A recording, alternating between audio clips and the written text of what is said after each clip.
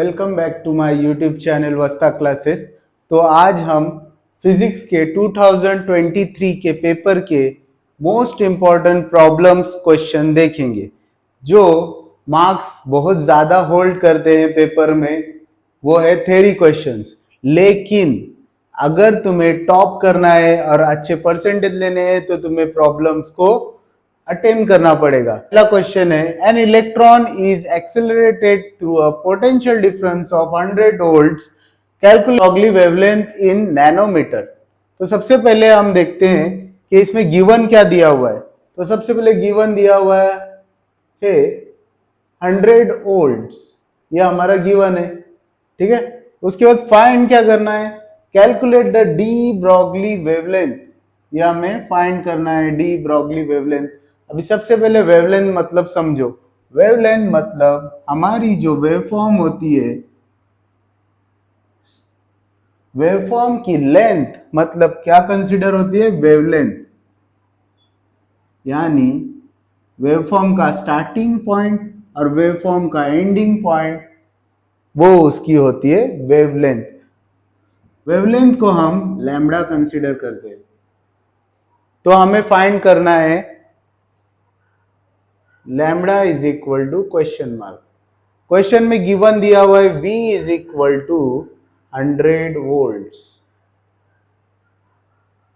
ठीक है।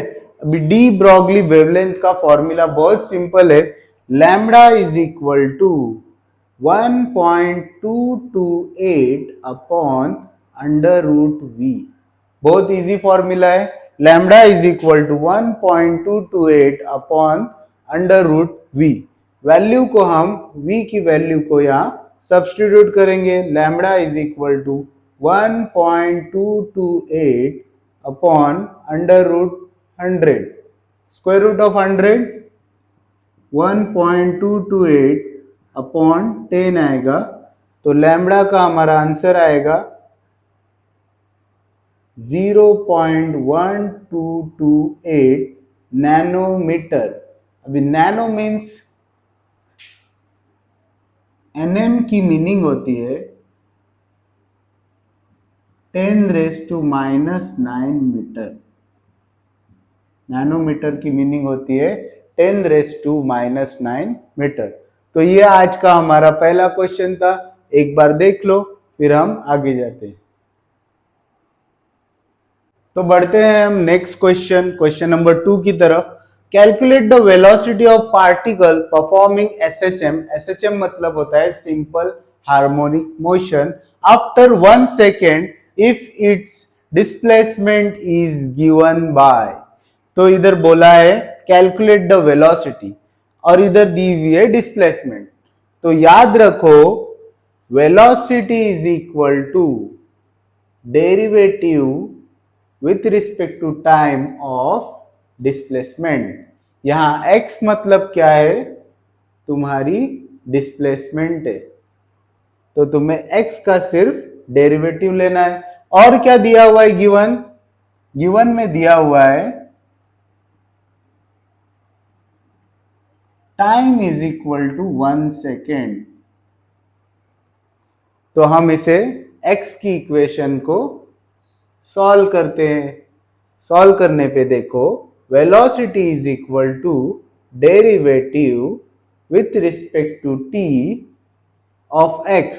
x की वैल्यू क्या है, 5 sin π/3 t।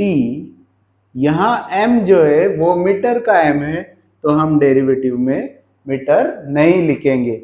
तो ये लिखने के बाद हमें मैथ्स का डेरिवेटिव डिफरेंशिएशन आना चाहिए। तो विथ रिस्पेक्ट टू डेरिवेटिव हम सॉल्व करेंगे, फाई हमारा कांस्टेंट आएगा, साइन का डेरिवेटिव आता है cos π/3 t as it is रहेगा इनटू डेरिवेटिव ऑफ, इस क्वांटिटी का हम डेरिवेटिव लेंगे π/3 t। उसके बाद velocity is equal to 5 cos π/3 t into derivative of π/3t, t का डेरिवेटिव आएगा 1, तो आंसर आएगा π/3। इसके बाद हम given value time is equal to 1 second को पुट करेंगे। Put t is equal to 1 second. 1 second को पुट करने पे velocity is equal to 5 cos π/3 into 1 into π/3 हमारा आंसर आएगा। Velocity is equal to 5 cos π/3। π/3 मतलब कितना होता है 60, cos 60 का आंसर आता है हाफ, तो इंटू हाफ इंटू π/3। तो हमारा फाइनल आंसर कुछ इस तरह दिखेगा, वेलोसिटी इज इक्वल टू 5π/6। यहां तक तुम्हारा आंसर सफिशिएंट है। इसके बाद भी तुम पाई की वैल्यू सब्स्टिट्यूट करके आंसर निकाल सकते हैं। पाई की वैल्यू क्या होती है, v इज इक्वल टू 3.14/6। तो वेलोसिटी का हमारा फाइनल आंसर आएगा 2.6179 मीटर पर सेकेंड। तो ये हमारा क्वेश्चन नंबर 2 का वेलोसिटी का फाइनल आंसर है।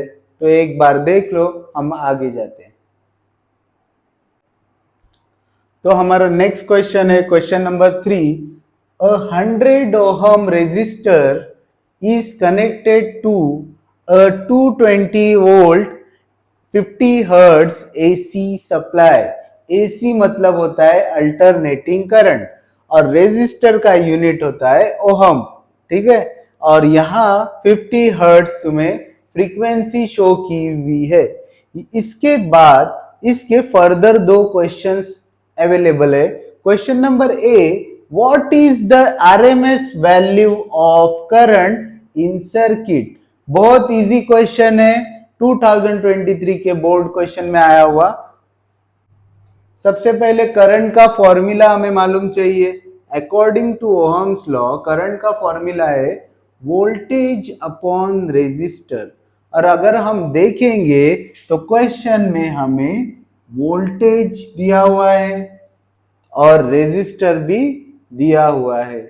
तो हमारा given P is equal to 220 volt and R is equal to 100 ohm question में प्रेजेंट है। तो ये वैल्यूज हम फॉर्मूले में पुट करेंगे। तो हमारा आंसर आएगा I is equal to 220 upon 100, 0 cut होगा और करंट का हमारा आंसर आएगा 2.2 एम्पियर। लेकिन क्वेश्चन में हमें मेंशन किया हुआ है कि आरएमएस वैल्यू फाइंड करो। तो आरएमएस वैल्यू मतलब आरएमएस का फुल फॉर्म होता है root mean square value. Root mean square value यानी किसी भी वैल्यू का 70% होता है। रूट मीन स्क्वायर वैल्यू यानी IRMS is equal to I upon √2। I की वैल्यू है 2.2 अपॉन √2। तो IRMS की हमारी वैल्यू आएगी 1.5555 जो रिकरिंग है। और फाइनल हमारा आंसर कुछ ऐसे दिखेगा 1.6 एम्पियर। यानी root mean square current is 1.6 ampere. Question के अकॉर्डिंग काम करो। अगर क्वेश्चन में सिर्फ करंट बोला हुआ होता तो हम I इज इक्वल टू 2.2 पे स्टॉप होते थे। अगर क्वेश्चन में आरएमएस वैल्यू पूछा है तो करंट को √2 से डिवाइड करो। सिंपल मेथड है, मार्क्स तुम्हारे कंफर्म हो जाएंगे। Next, what is the net power consumed over a full cycle. Power का फॉर्मूला वो भी तुम्हारा करंट इलेक्ट्रिसिटी के लेसन में प्रेजेंट है। पावर का फॉर्मूला होता है power is equal to voltage into current. Power का फॉर्मूला होता है वोल्टेज इंटू करंट। वोल्टेज यहां प्रेजेंट है। वोल्टेज कितना है 220 वोल्ट और करंट कितना है अभी कंफ्यूजन होगा कि आरएमएस लेना है क्या आई लेना है, वहां मेंशन नहीं है कि पावर इन आरएमएस निकालो, तो फिर हम I इज इक्वल टू 2.2 को कंसिडर करेंगे करंट। तो 2.2 से मल्टीप्लाई होने पे पावर आएगा 484 और पावर का यूनिट होता है वैट। तो ये तुम्हारे दो आंसर कुछ इस तरीके से शो होंगे और तुम्हें सिंपल मेथड में मार्क्स देके जाएंगे।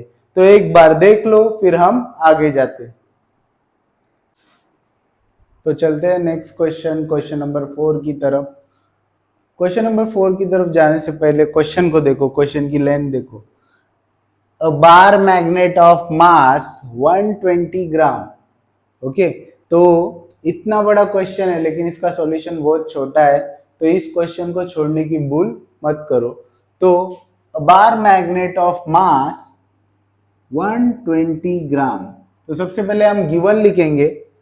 तो गिवन हमारा है dimension L is equal to 40 mm, B is equal to 10 mm और H is equal to 80 mm। तो L इज,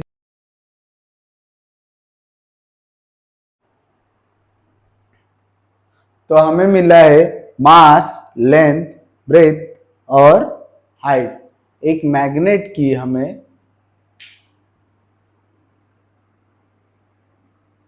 एक रेक्टेंगुलर मैग्नेट का हमें मास, लेंथ और हाइट मिला है। उसके बाद ये तीनों क्वांटिटीज ग्राम, mm, मिलीमीटर, मिलीमीटर में प्रेजेंट है। तो इनको हम कन्वर्ट करेंगे MKS सिस्टम में, इनको हम केजी में कन्वर्ट करेंगे। 120 ग्राम अपॉन 1000 करने पर हमारी ये क्वांटिटी केजी में कन्वर्ट होगी। तो आंसर आएगा 0.12 kg। नेक्स्ट, सिमिलर हम mm को मीटर में कन्वर्ट करेंगे। तो 40 mm को हम डिवाइड करेंगे 1000 से, तो वो कन्वर्ट होगा मीटर में। तो 0 0 कट, तो आंसर आएगा 0.04 मीटर। सिमिलर हमारे आगे के दो आंसर आएंगे 0.01 मीटर और 0.08 मीटर। लेंथ, ब्रेथ और हाइट बार मैग्नेट की होने के बाद with its dimension h, vertically magnet perform angular oscillation in the plane of magnetic field with period। तो पीरियड दिया हुआ है पाई, तो पीरियड इधर पाई दिया हुआ है, तो हम टाइम पीरियड लिखेंगे t is equal to pi second. If magnetic moment is, if the magnetic moment is 3.4 ampere metre square, तो मैग्नेटिक मोमेंट होती है mu is equal to 3.4 ampere metre square. तो इस तरीके से हमें पूरा के पूरा गिवन मिलेगा। उसके बाद determine the influencing magnetic field, तो हमें फाइंड करना है B, यानी मैग्नेटिक फील्ड को हमें फाइंड करना है। तो हम आगे बढ़ने से पहले एक बार गिवन को अच्छे से देख लो, फिर हम आगे बढ़ते। तो सबसे पहले हम I is equal to M L square plus B square upon 12 moment of inertia को फाइंड करेंगे। वैल्यूज पुट करने पे आंसर आएगा 0.12 ब्रैकेट, L की वैल्यू है 0.04 प्लस ब्रैकेट स्क्वायर, B की वैल्यू है 0.01 ब्रैकेट स्क्वायर अपॉन 12। तो ये हमारा मोमेंट ऑफ इनर्शिया है। इसे हम सॉल्व करने के बाद हमारी आई की वैल्यू कुछ आएगी 1.7 इंटू 10⁻⁻5 और यूनिट होता है एम्पियर मीटर स्क्वायर। तो ये हमारा मोमेंट ऑफ इनर्शिया का आंसर आने पे हम आगे बढ़ेंगे हमारे टाइम पीरियड के फॉर्मूले के साथ। टाइम पीरियड का फॉर्मूला है 2 pi under root I moment of inertia upon mu magnetic moment into B magnetic field. तो हमें मैग्नेटिक फील्ड को फाइंड करना है। सबसे पहले हम सब वैल्यूज को पुट करेंगे। टाइम पीरियड हमारा है पाई, तो हम इधर पाई पुट करेंगे। 2 पाई अंडर रूट आई की वैल्यू आई है 1.7 इंटू 10⁻⁻5 अपॉन म्यू की वैल्यू प्रेजेंट है 3.4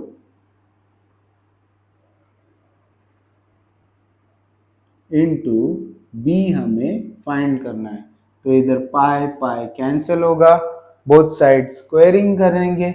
स्क्वायरिंग करने पे आंसर आएगा 1 is equal to 4 into 1.7 into 10⁻⁻5 upon 3.4 into B. तो ये b यहाँ जाके 1 को मल्टीप्लाई होगा और हमारा फर्दर आंसर आएगा b is equal to 4 into 1.7 into 10⁻⁻5 upon 3.4। Final answer आएगा 2 इंटू 10⁻⁻5 वेबर पर मीटर स्क्वायर। तो एक बार सम को अच्छे से देख लो, फिर हम नेक्स्ट क्वेश्चन नंबर 5 की तरफ बढ़ते हैं। Next question number 5, compare the rate of loss of heat from a metal sphere at 827 degree Celsius with rate of loss of heat from same at 427 degree Celsius if the temperature of surrounding is 27 degree Celsius। मतलब इधर तीन temperature present है, 827 degree Celsius, 427 degree Celsius और room temperature present है 27 degree Celsius. तो सबसे पहले हम गिवन लिखेंगे, डिग्री सेल्सियस से केल्विन में कन्वर्ट करेंगे। हमें सिंपल बस इसमें 273 ऐड करना। तो हमारे आंसर 300 केल्विन, 700 केल्विन और 1100 केल्विन आएंगे। तो हमें T1, T2 और T0 की वैल्यू मिलने के बाद हम क्वेश्चन में देखेंगे compare the rate of loss of heat from the metal sphere, मतलब रेट का रेशियो फाइंड करना है। तो R1 upon R2 is equal to, हमारा फॉर्मूला है T1 raise to 4 minus T0 raise to 4 upon T2 raise to 4 minus T0 raise to 4। बहुत simple formula है, सिर्फ वैल्यूज को सब्स्टिट्यूट करो। वैल्यूज सब्स्टिट्यूट करने पे आंसर कुछ ऐसे दिखेगा। सिंप्लीफाई करने पे हमारा फाइनल आंसर आएगा R1 upon R2 is equal to 182 upon 29। तो रेशो के फॉर्म में R1 रेशो R2, तो हमारा फाइनल आंसर कुछ इस तरह दिखेगा। तो एक बार क्वेश्चन नंबर 5 को अच्छे से देख लो, फिर हम नेक्स्ट क्वेश्चन नंबर 6 को देखते हैं। Question number 6, the disintegration rate of radioactive sample is 10 raised to 10 per hour at 20 hour। मतलब 20 घंटे में 10 raised to 10 था, it reduces to 5 into 10 raised to 9 per hour after 30 hours। मतलब इस स्टार्ट में 20 आवर्स पर 10 रेस टू 10 था, 30 hours per 5 into 10 race to 9 हुआ। Calculate the decay constant. तो सिंपल है, रेडियो एक्टिव सैंपल का हमारा फॉर्मूला आता है, वैल्यू इनिशियल वैल्यू को कंसिडर करेंगे, A of T1 is equal to कितना दिया हुआ है 10⁻10, A of T2 is equal to 5 into 10⁻9। हम A of T1 upon A of T2 ratio लेंगे तो ए ऑफ T1 का फॉर्मूला बनेगा A of 0 e raise to minus lambda T1 upon A of 0 e raise to minus lambda T2। यहाँ similar term A of 0 cancel होगा। A of T1 की value है 10⁻10 upon 5 into 10⁻9 A of T2 की value है is equal to e raise to minus lambda T1 की value है 20 hours, तो आएगा into 20 upon e raise to minus lambda T2 की वैल्यू है 30 आवर्स, तो ये हमारा T2 है और ये हमारा T1 है।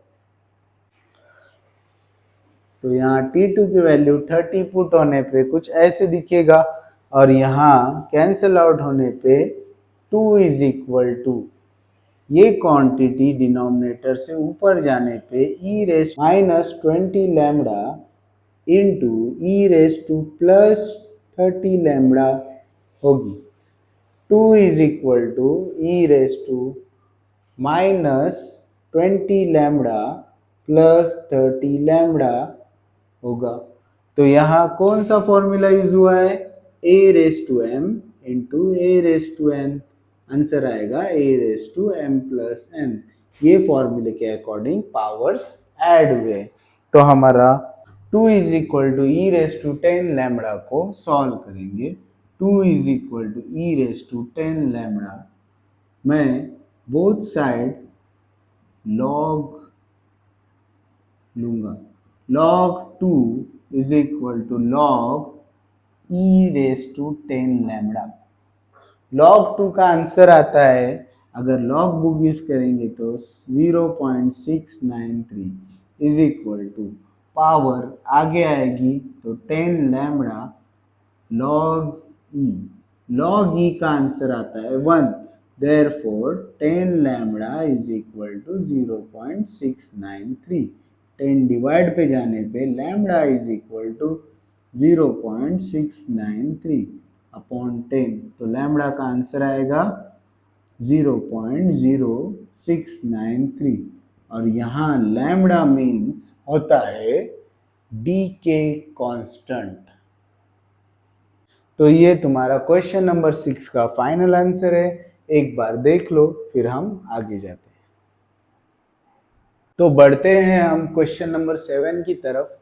To tuning fork of frequencies 320 and 340 are sounded together. सबसे पहले ये ट्यूनिंग फोर्क मतलब क्या होता है वो समझो। ट्यूनिंग फोर्क एक ऐसा यू शेप इंस्ट्रूमेंट होता है जिसे रबर या किसी सरफेस पे टैप करने पे फ्रीक्वेंसी जनरेट होती है। ट्यूनिंग फोर्क के वाइब्रेशंस की वजह से यहाँ फ्रीक्वेंसी जनरेट होती है। तो यहाँ दो ट्यूनिंग फोर्क है, एक है 320 हर्ट्ज और एक प्रेजेंट है 340 हर्ट्ज। दो फ्रीक्वेंसी प्रेजेंट है, तो पहली फ्रीक्वेंसी को हम कंसीडर करते हैं N1 is equal to 320 hertz, N2 is equal to 340 hertz. तो दो फ्रीक्वेंसी हम कंसीडर करते हैं, N1 is equal to 320 hertz, N2 is equal to 340। आगे जाने पे देखो, to produce a sound wave of velocity sound in air 3 to 6.4, तो वेलोसिटी दी हुई है 3 to 6.4 मीटर पर सेकेंड। तो वेलोसिटी दी हुई है, calculate the difference between the wavelength of this wave. तो इजी फंडा है वेवलेंथ, यानी इनकी वेवफॉर्म्स क्रिएट होती है। अब वेवफॉर्म्स में ध्यान में रखो, जितनी फ्रीक्वेंसी कम उतनी वेवलेंथ ज्यादा पैदा होती है, उतनी वेवलेंथ ज्यादा होती है। ओके, और जितनी फ्रीक्वेंसी ज्यादा उतनी वेवलेंथ कम होती है। अगर फ्रीक्वेंसी कम हो तो वेवलेंथ यानी लैम्बडा ज्यादा होता है, और अगर फ्रीक्वेंसी ज्यादा हो तो लैम्बडा छोटा होता है, यानी वेवलेंथ कम होती है। इसका मतलब फ्रीक्वेंसी और वेवलेंथ इनवर्सली प्रोपोर्शनल है। तो lambda is equal to formula होता है V अपॉन N। ठीक है, तो हमें दोनों का डिफरेंस फाइंड करना है। तो lambda 1 minus lambda 2 is equal to आएगा V upon N1 minus V upon N2। यहाँ वेलोसिटी सेम होने की वजह से दोनों इधर V कांस्टेंट है। उसके बाद हम वैल्यू को सब्स्टिट्यूट करेंगे, V को कॉमन लेंगे, 1 upon N1 minus 1 upon N2। Value को सब्स्टिट्यूट करने पे lambda 1 minus lambda 2 is equal, तो लैम्बडा 1 माइनस लैम्बडा 2 का हमारा फाइनल आंसर आएगा 0.06 मीटर। तो यहाँ लैम्बडा 1 माइनस लैम्बडा 2 हमें मिला है 0.06 मीटर, जो है difference in wavelength of this wave. Okay, यहाँ तक तुम्हें समझा? तो एक बार अच्छे से देख लो क्वेश्चन नंबर 7 तक, फिर हम आगे बढ़ते हैं। प्रॉब्लम बहुत इंपॉर्टेंट है, अगर तुम्हें अच्छा स्कोर करना है तो फिर स्टे ट्यून रहो, तुम्हें इसकी नेक्स्ट पार्ट की वीडियो बहुत जल्द मिलेंगी। Please like, share and subscribe my YouTube channel Vasta classes.